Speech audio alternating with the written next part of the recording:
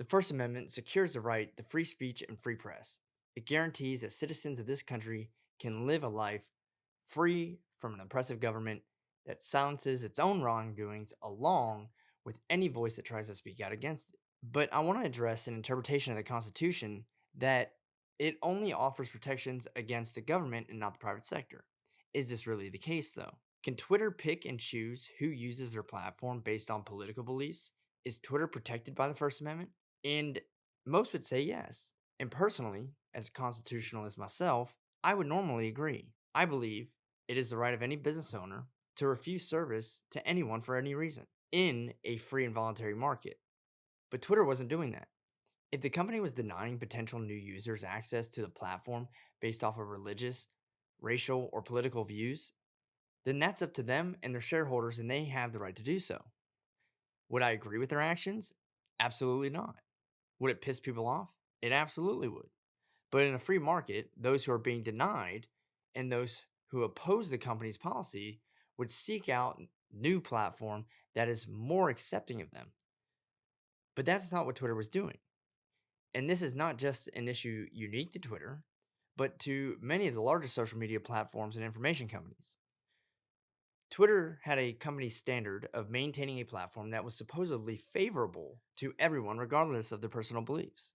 It advertised its product as one that supported free speech and discussion. On top of that, it accrued advertising revenue from conservative leaning companies and candidates who were hoping to get exposure to audiences that shared the same ideas that they did. But as time went on, they implemented a growing partisan model that ultimately led to the suppression of a large portion of its users that expressed opposition to Twitter's own political values. Twitter can absolutely choose who they do business with, but what they can't do is mislead its users. You see, when you sign up for Twitter, they make you sign a terms and conditions requirement. Thus, you're not just a user, but a contract holder as well. Elon Musk has now exposed the fact that Twitter knowingly went against its own terms and conditions signed by its users in order to suppress those users' First Amendment right solely because they disagreed with them.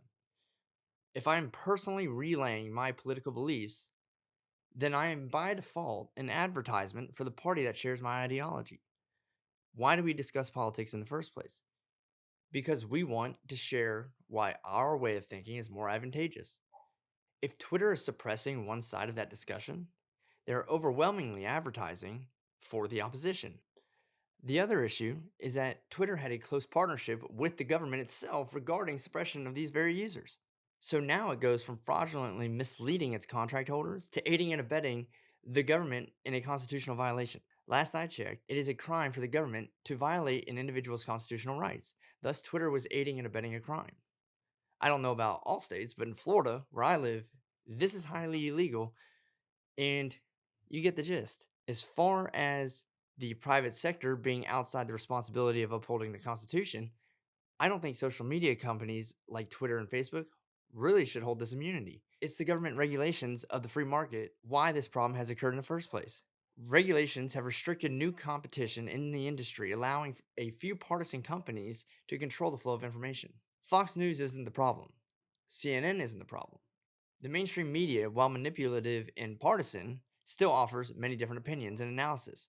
Fox News competes with CNN, and I can find 1,000 different writings on the same story with different opinions. What truly matters is the flow of that information. Sure, stories may be out there, but it's worthless if it has no reach. The information I discuss on my YouTube channel is far less impactful than another story covered by Tucker Carlson. This can be proven with my own investigations and findings into the Pelosi's financial dealings with Aerojet Rocketdyne in the Ukraine conflict. I provided actual evidence, yet no one knows it because I don't have much reach. But if Twitter, Facebook, or YouTube put me first in the algorithm, the story would probably be a major headline. Social media companies control the flow of this information. This is why our government focuses more on contacting Twitter and Facebook than the actual source of the information itself. They can't stop you from saying what you want, but they can stop anyone else from hearing it. And that is exactly what they did when colluding with Twitter.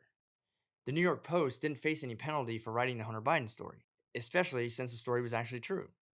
But the government saw a way around the First Amendment by suppressing the information and they have attained the ability to do so by regulating partisan monopolies into existence in the information industry.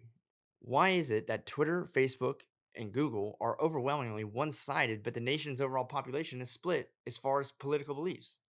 Think about it. What are the chances of three extremely large employers in the US pitched as equal opportunity employers that are publicly traded and whose shareholders would be pretty politically split, have a workforce and controlling management up to 90% of the left? The only reason this can statistically be possible is if they are discriminately hiring on this particular basis. So, how could anybody deny the fact that Twitter did not have a partisan agenda? On top of that, they had millions of dollars in donations to Democratic candidates, which means you now have a monetary incentive, along with personal opinion, to have a candidate elected. What would be the reason for these companies to be so one sided?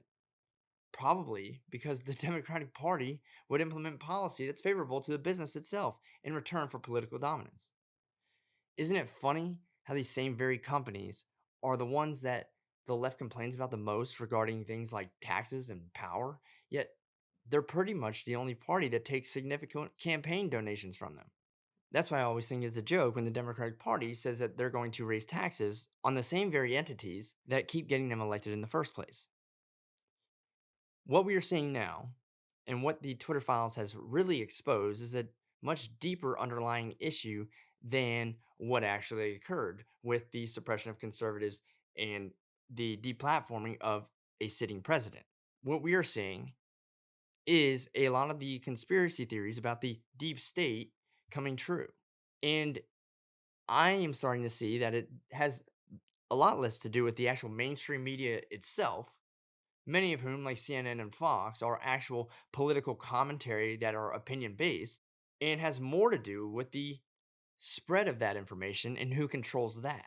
If you control the spread of the information, you can control the propaganda because people are going to agree with the government's actions, regardless of what they are. People agreed with Stalin. The tricky part is being able to somehow effectively spread the propaganda that is on your side. But I'm going to end with this. Did we not investigate Donald Trump for supposedly colluding with Russia and trying to spread a misinformation campaign to sway the results of an election? Are you guys on the left really going to be okay with Twitter suppressing information, especially when Twitter has a open record of monetarily supporting candidates in a political party that benefited from the information being suppressed? Would that not be an attempt to sway an election based off of a misinformation campaign as well?